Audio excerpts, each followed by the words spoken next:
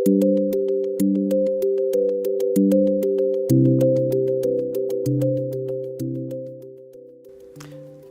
edge acrylic painting is a technique that began in the west coast of America in the late 60s. It's important to mix the paints to the right consistency, somewhere between single and double cream. When diluting the paint for the application of acrylics in this technique, I'm also using matte medium and not just water, so as not to underbind the paint. I've also added a few drops of flow aid to the water that I'm diluting the paint with. In this example, I've used 2 layers of Winsor Newton Professional Acrylic. The more layers that you use, the more solid the colour will be.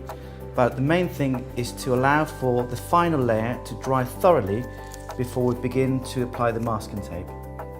When you apply the masking tape, make sure to apply even pressure all along the edge. You don't need to press very hard. The main thing is that you don't miss any section of the edge of the masking tape.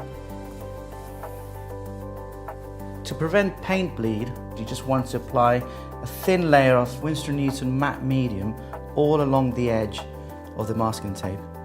And again, you don't want to add too much, but you just have to make sure that you don't miss any area of the masking tape. Once the first colour has dried, I'm applying a second colour.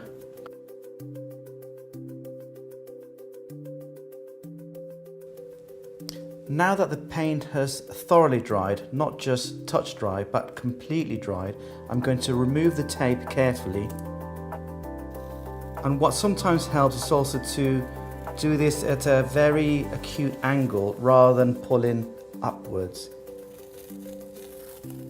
And you should end up with a clean hard edge. There you are, hard edge painting with acrylics.